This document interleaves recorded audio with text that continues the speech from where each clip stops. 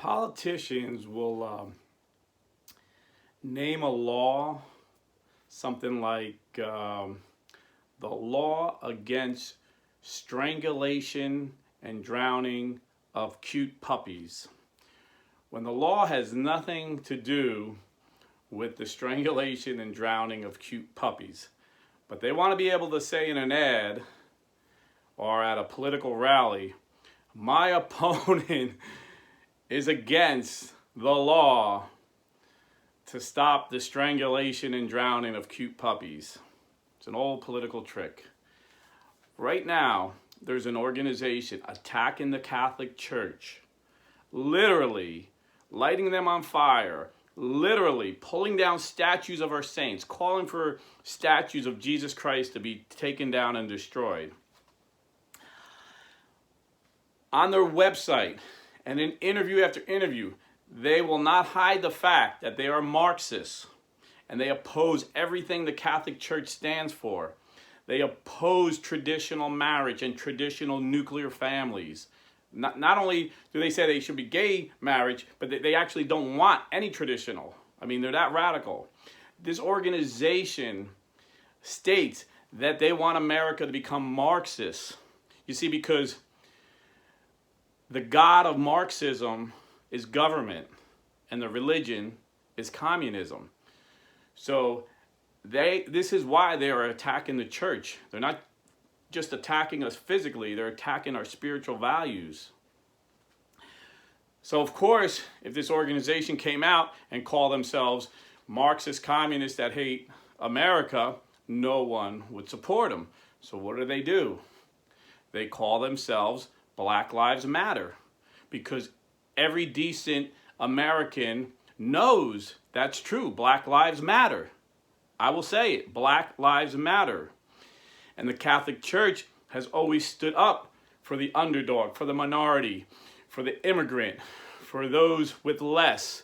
The Catholic Church is the church of the poor. The Catholic Church is the church of those who suffer indignities, who suffer persecution. The Catholic Church stands up against discrimination. So of course, a lot of Catholics are supporting Black Lives Matter. But what a lot of Catholics don't understand is there's an organization that calls themselves Black Lives Matter, and they really don't care about Black lives. All they care about is tearing down the institutions of this great country, tearing down the fabric of our nation. There's another organization that took their name right from Rules for Radicals, from the communist Saul Alinsky in the 60s, that the radicals in the 60s follow. He said, call your enemy exactly what you are. So Antifa, which stands for anti-fascist, are openly fascist. I seen one of their leaders, a Harvard professor whose salary is over $200,000 a year, white, 32-year-old young man, he's got it made, living the American dream, one of the leaders of Antifa, who says it's not only his right, but his moral obligation to literally take a baseball bat and whack someone in the head if they're speaking hate speech. And hate speech is defined by Antifa.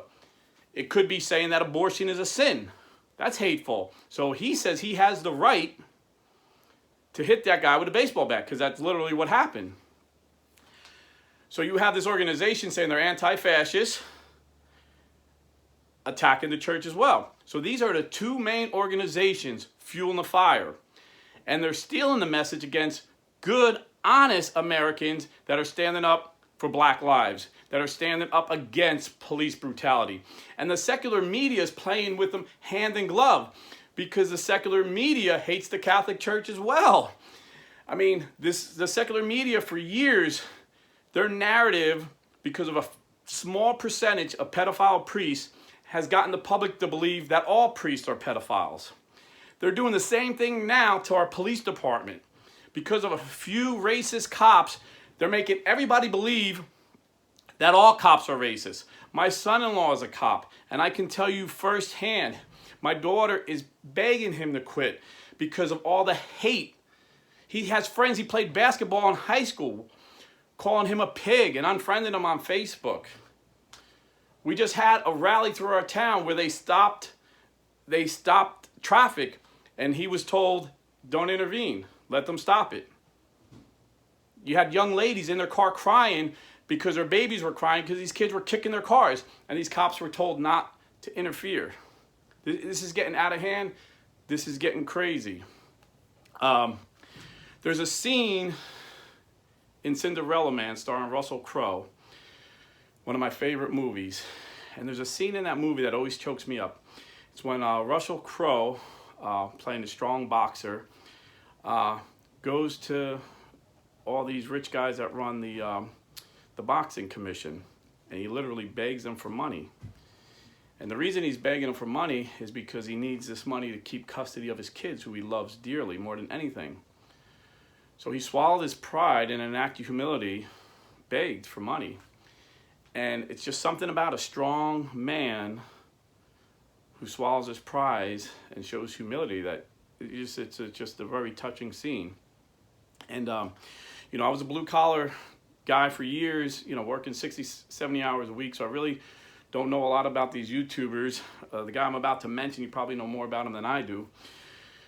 But I seen a scene that kind of reminded me of that recently. A man named Timothy Gordon, I just came across his channel, and he's begging Bishop Barron to help him. And I'm paraphrasing, the best I can remember, he basically says, Bishop Barron, as a son, I'm asking you as a father to stick up for me. My daughter just had brain surgery, and this Catholic high school fired me for doing exactly what you tweeted out for us to do.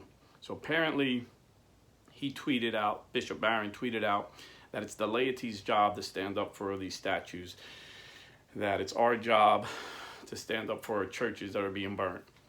And so Timothy Gordon tweeted out that the organization behind this, according to the FBI, Black Lives Matter, the organization, not the words Black Lives Matter, we all agree with that, but the organization Black Lives Matter is a terrorist organization according to the FBI, and they're behind a lot of these statues being destroyed.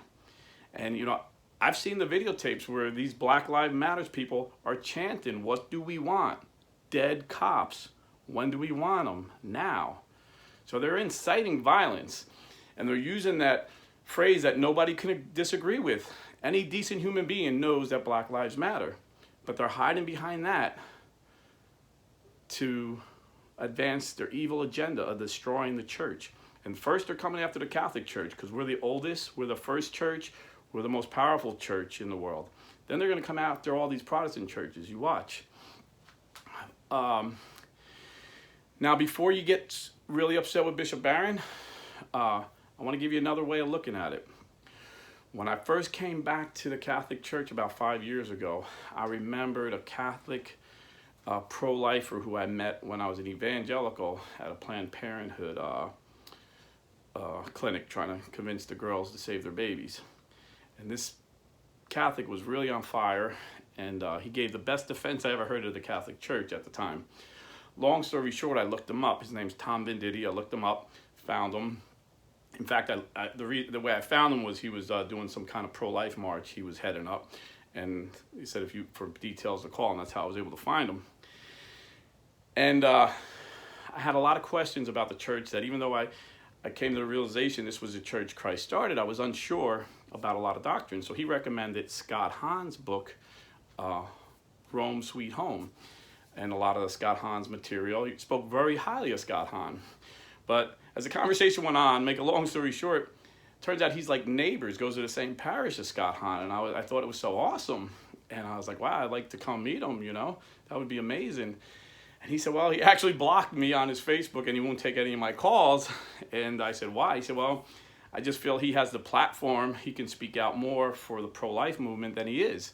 And he chooses not to, and I guess he got tired of me calling him out on it.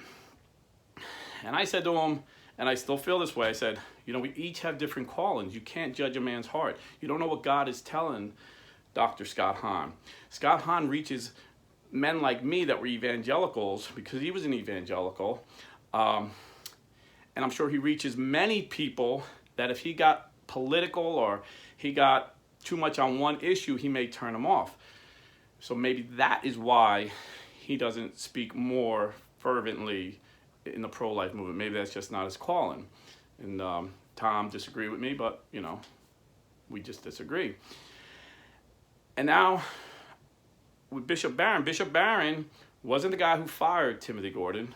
But Gordon is saying that Barron's friends with the bishop that fired him. So, hey, can you, as a son, can you talk to this guy for me?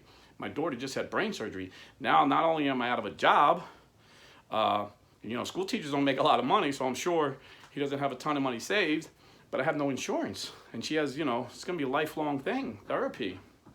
So he's pleading with Bishop Barron, please help me out. Father, help me.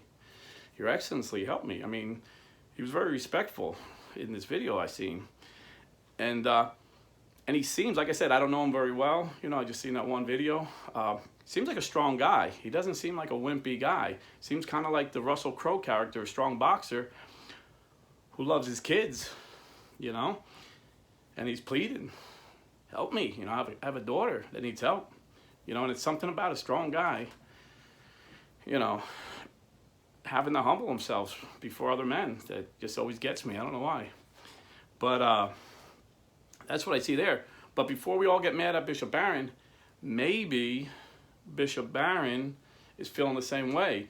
Because Bishop Barron he was another guy that reached me when I was an evangelical coming over. He's got a gift. He's an evangelist. He has the gift of evangelization.